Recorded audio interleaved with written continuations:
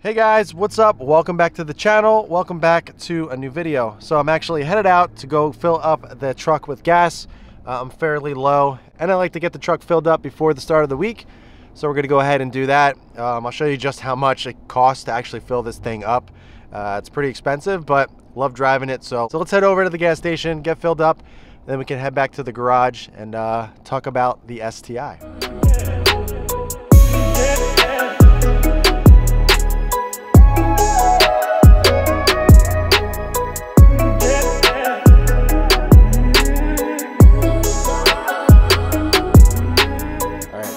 Refilling again. It was $100. Now I'm doing a second fill up to see what it's going to cost, but it should be about like $125 or so. $3.99 a gallon. So we'll see what it is. All right, so an extra $13.31. So $113.31. Not bad. That's actually the cheapest fill up I've had yet. So now what I normally do is actually go over to trip fuel and my trip one, and then reset that. Oh yeah. So I use 26.8 gallons. A little over 300 miles for the tank, so not too bad. And I had probably about an eighth left in the tank, so I probably get around 400 miles to the tank. But so now I actually got to head over to ShopRite, the food store, get some groceries, a couple things that we need for the week. My wife sent me a text while I was out getting gas, so let's go ahead and do that, and then we can head back to the garage. All right, guys, so we got everything done. We got our little errands and chores done that we needed to get finished. So let's go ahead, let's talk about the STI. Now, what I want to go over in this video is actually the top 8, or at least my top 8 cooling modifications that you can do to the EJ motor. There's a lot of aftermarket parts out there that could help with all the heating issues that the EJ motor does have. So I wanted to go over my top 8 cooling modifications that you can do to your EJ motor to keep it happy, healthy, and nice and cool. Number 1, intercooler. Obviously, the stock intercooler is really not that bad. It's been said that it can hold up to around 400 horsepower, no problem. But I always recommend doing an intercooler just because adding some more volume, adding more capacity is always going to help. So whether you're going with the top mount or you go to a front mount, doesn't matter which one, I definitely recommend doing at least one of those. Top mount, you don't need a tune for it. You can just run it and throw it on there and be fine. Front mount, you're going to need a tune on that just because it's, you're elongating the piping and changing up the airflow of everything. And if you are curious about what modifications you can do without needing a tune, go and check the video in the top right corner. And what a larger intercooler would do for the car, it obviously will be bringing in much cooler air and have much more volume. So it will be able to cool the EJ motor down much quicker and you won't have as many heating issues as you would.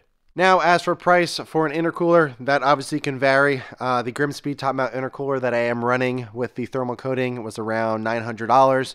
If you go to any front mount, usually they're a little bit over $1,000. Obviously, it depends, but you're going to be looking in that range in terms of cost. Next up, let's upgrade the radiator. Now, the stock radiator is very, very thin. There's not much capacity. The ends of it are actually plastic, which are known to crack and break. So I upgraded to the Koyo Rad radiator, the aluminum one. Really, really nice. They're relatively inexpensive. You can get them for around $300 or so, a little bit more. This will keep your EJ motor much more cooler. Obviously, on the hotter days, it's going to really shine just because it could hold more volume and it'll be able to keep your EJ much cooler overall. The third modification that you can do to keep your EJ nice and cool is an oil cooler. That is the one modification that I actually do not have on this car, but there's a few aftermarket options out there that you can run. I have heard that the few options out there, they have been known to leak and they cause issues, so I never really decided on one. Eventually, I will decide on one and install it. I would definitely recommend doing one if you track the car especially, or if you live in a very, very warm climate, just because it's going to be seeing a much higher heats more often, so that is definitely something I'd recommend doing. I've seen a lot of people install it down in the lower bumper area, and also if you're running a top mount intercooler, they install the cooler right there, which is really nice with the hood scoop, so it allows some nice, fresh, cold air. The fourth modification that I recommend doing is something that's actually underneath the engine bay. And that is actually an Undertray. I'm running the TBW Performance Undertray, and the reason why I'm mentioning this modification is because it actually has venting to allow for better cooling. Now, it's nothing that's going to be drastic or it's going to be a huge difference, but in the big picture, it makes a difference. There's some really nice venting underneath, so it allows for the heat to escape. Also, it is smaller as well, so it allows heat to actually escape escape in more places, and plus it looks really nice, and also it adds some really nice protection, especially for your oil pan. Number 5 is actually the Get a Dom Cylinder 4 cooling mod. You can't see it in this position. You can see it when you're under the car, but definitely recommend doing that. Cylinder 4 in the EJ motor is very, very prone to excess heat just because of the stock headers, the unequal length headers. There is a lot of piping in this area, so a lot more heat in this area, which is right by cylinder 4.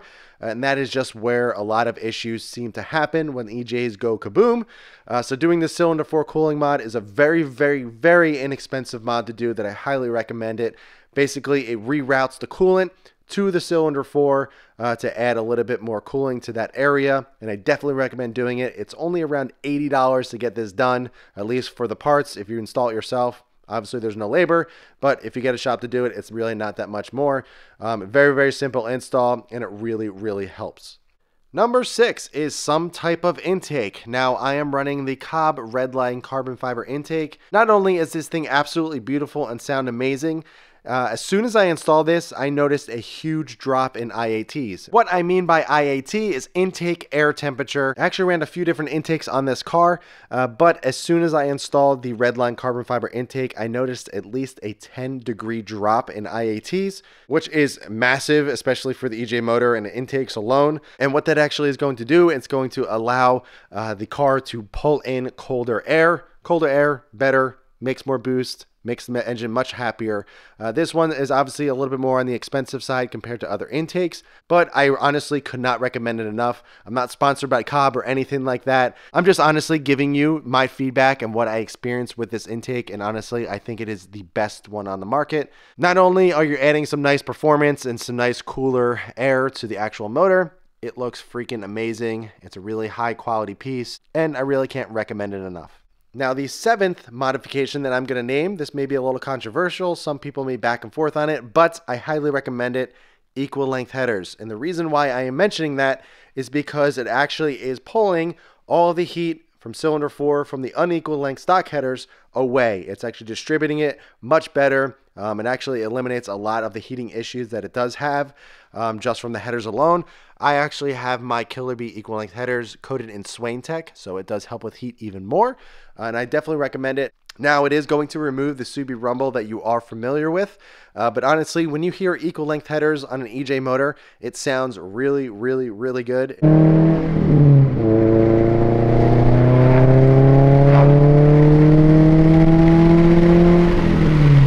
It does still have some type of rumble, especially at idle. A lot of people don't even realize I'm equal length when they hear the car just sitting there idling.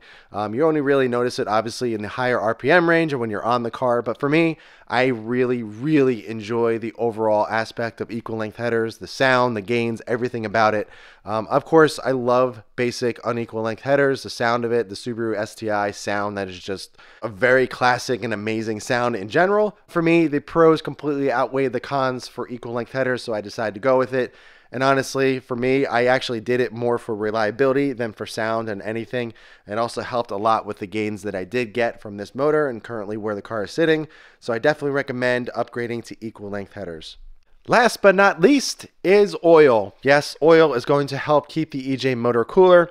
EJ motors from the factory from Subaru, they always recommend 5W30. But for me, if you are tuned, you are running a little bit more power than stock, I definitely recommend bumping up to 5W40, at least in the summer. You know, if you want to switch back to 5W30 in the winter when it's a little bit cooler, that is fine. But for me, I run 5W40 year round. It's a little bit heavier weight oil, so it's going to allow the engine to run a little bit cooler, and especially in the summer months, it's going to help keep the EJ as cool as possible. Obviously, oil for an EJ motor, there's a lot of different options that you can go with. For me, I use Motul 5W40. I really recommend it. It runs beautifully, and that is definitely going to help. And overall, just keep your EJ nice and happy and nice and cool. So yeah, those are my 8 modifications that I recommend doing to keep your EJ motor nice, happy, healthy, and cool. Obviously, use this at your own discretion. You can take some things off. You can add a few different things. You know, it really is up to you. But I wanted to name everything that I personally have done or I'm looking to do. The only thing I haven't done is the oil cooler, as I mentioned. But for me, everything that I have done to this specific EJ motor, it has been perfectly reliable, no issues whatsoever, never had a hiccup, and it's always run nice and cool, especially in the summer months. And I attribute all of that to the reliable cooling mods that I have done, and with highly reputable brands, which is something that I always recommend as well. So yeah, guys, that is all I have for this one. Those are my top 8 cooling mods for the EJ motor. If you have any questions at all about anything that I named, anything specific on my car in general, please ask them in the comments below. But in the meantime, keep it clean, keep it simple, and I'll catch you guys in the next one.